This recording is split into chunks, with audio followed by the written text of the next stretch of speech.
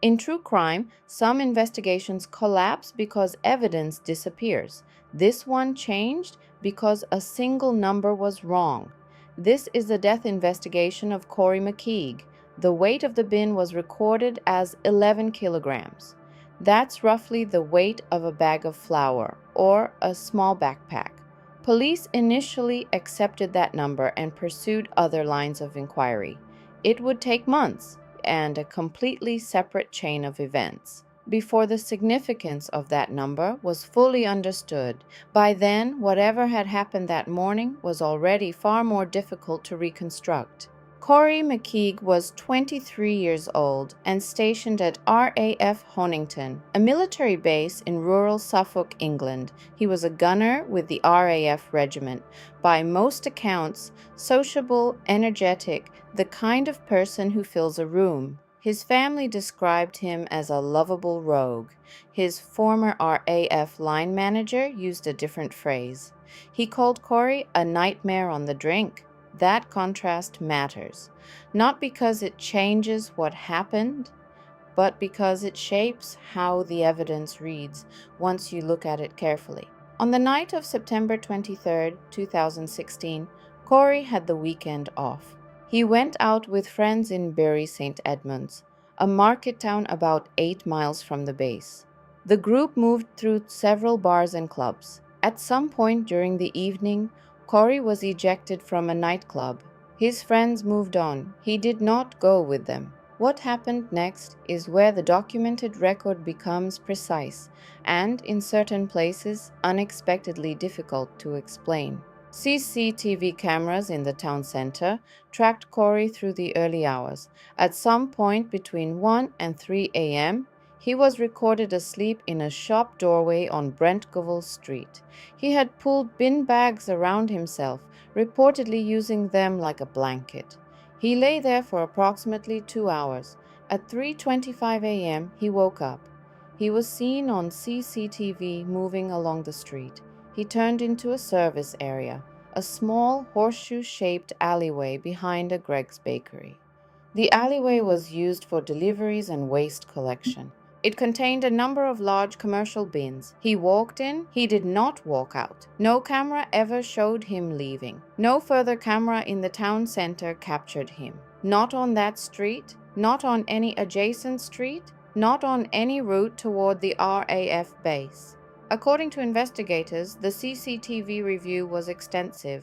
Hundreds of hours of footage, multiple cameras, carefully checked. There was simply no subsequent image of Corrie McKeague anywhere.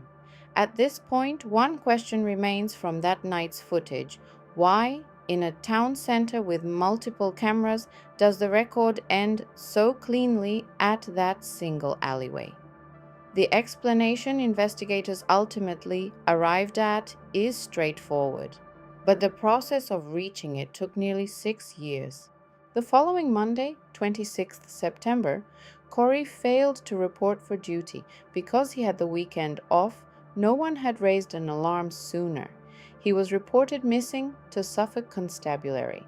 The search that followed was substantial. Police and volunteers combed woodland. RAF search teams were deployed. Helicopters covered the surrounding countryside. A dedicated Facebook page, Find Corrie, was established by his mother, Nicola Urquhart, a serving police sergeant with 21 years of experience. Within days, what she called Corrie's Army had spread the story across the country and beyond, but the physical search turned up nothing. What did surface was something more abstract: his phone. On the morning of his disappearance, Corrie's Nokia Lumia had been picked up by mobile masts moving along the A1101, a road running northwest from Bury St Edmunds toward a small village called Barton Mills. The journey covered roughly 12 miles. There was no confirmed phone activity beyond those network connections. According to phone data, it was completed in 28 minutes. That pace makes walking unlikely and strongly suggests a vehicle. Police identified a Biffa waste lorry that had collected bins from the Brentgovel Street area at 4:19 a.m., less than an hour after Corrie was last seen entering that alleyway. The inquest would later place Corrie's estimated time of death at almost exactly the same time. The lorry's route matched the phone signal's movement almost exactly. In October 2016, police seized the lorry. They examined it. They asked Biffa for the recorded weight of the bin collected from the Greg's service area that morning. Biffa's records showed 11 kilograms. Corrie McKeague weighed approximately 90 kilograms. On that basis, police concluded he could not have been in the bin. The landfill site near Barton Mills was not searched. The line of inquiry was, for a time, set aside. This is where the case becomes difficult to explain. In February 2017, police returned to collect a Biffa data device, the instrument used to record bin weights during collections. When they arrived, they were informed that the device had been reset to factory settings the day before their scheduled collection. All recorded data had been wiped.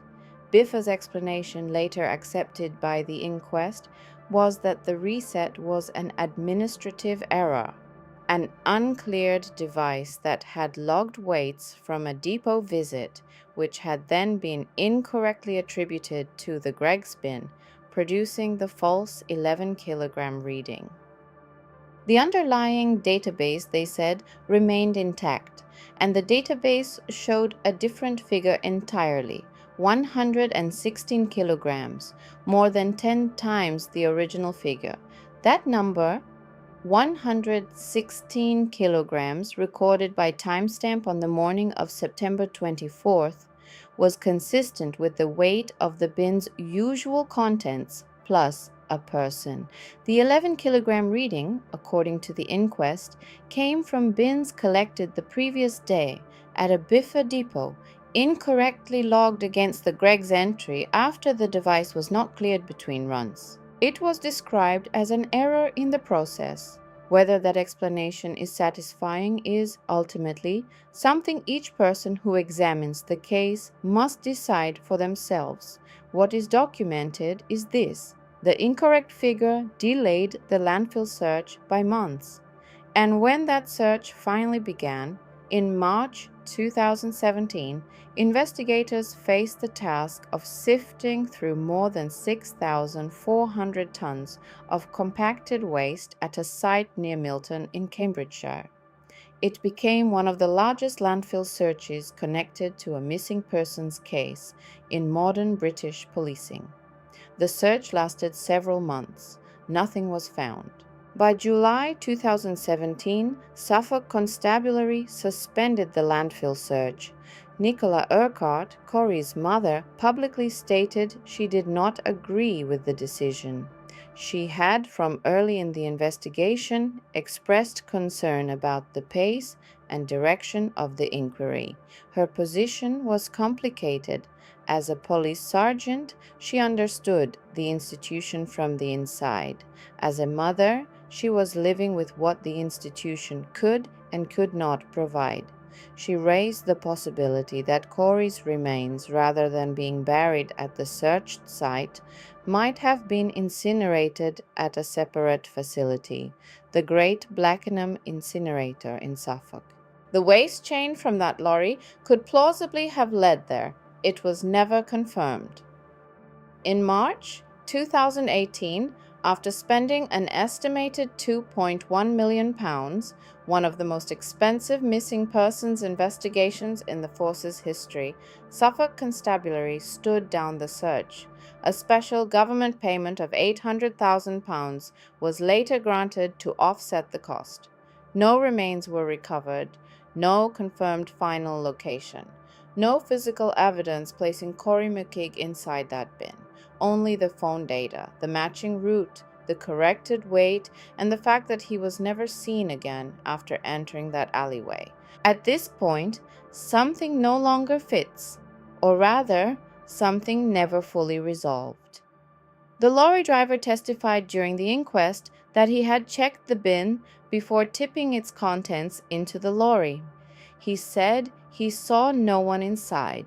The inquest heard evidence that the Perspex viewing window on the Dennis Eagle lorry offered poor visibility. a fact later cited by the coroner as a concern. It also heard that the bin's lock was ineffective, easily opened by anyone strong enough to lift the lid. There is a documented detail from earlier in Corrie's life that is worth noting, and which received less attention than it perhaps deserves. According to testimony at the inquest, Corrie had, on a previous night out, climbed into a bin and used the bags inside as a blanket. He was, friends reported, a very heavy sleeper when drunk. He had been drinking heavily that night. He had already been found asleep in a doorway for 2 hours. The inquest also heard that on that same morning, the bin at the Gregg service area would have contained several bin bags of paper waste, coffee grinds, and plastic packaging from the previous day's trade, material that could, in theory, have concealed a sleeping person from a cursory visual check. The jury heard 2 weeks of evidence. They deliberated for less than 1 day. Their conclusion: Corrie McKeague died at approximately 4:20 a.m. on 24 September 2016 as a result of compression asphyxia in association with multiple injuries. His death was contributed to by impaired judgment due to alcohol consumption. He had climbed into a commercial waste bin, which was tipped into a Biffa lorry and its contents compacted. In March 2022, 5.5 years after he disappeared, Corrie McKeague was legally declared dead. His remains have never been found. Senior Coroner Nigel Parsley used the conclusion of the inquest to issue what is known in England and Wales as a Prevention of Future Deaths report. He wrote to Biffa, to the lorry manufacturer Dennis Eagle, to the British Standards Institute, and to the Container Handling Equipment Manufacturers Association. He raised concerns about ineffective locks on commercial bins. He raised concerns about the inadequacy of perspex viewing panels on waste lorries, because Corrie's case was no longer being treated as an isolated incident.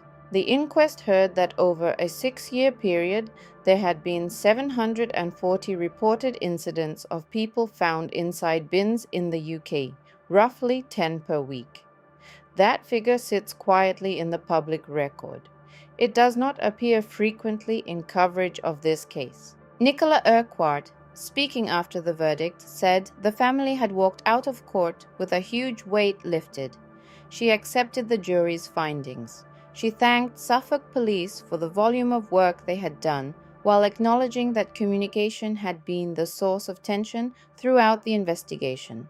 She spoke about her son's daughter, Ellie Louise, born in June 2017, to Corrie's partner, April Oliver, given Corrie as a middle name. Ellie was 5 years old at the time of the inquest. She had never met her father. Martin McKeague, Corrie's father, expressed the hope that his son could finally rest in peace. He noted carefully that some people had continued to spread alternative theories online, that Corrie had gone absent without leave or had walked off and chosen to disappear.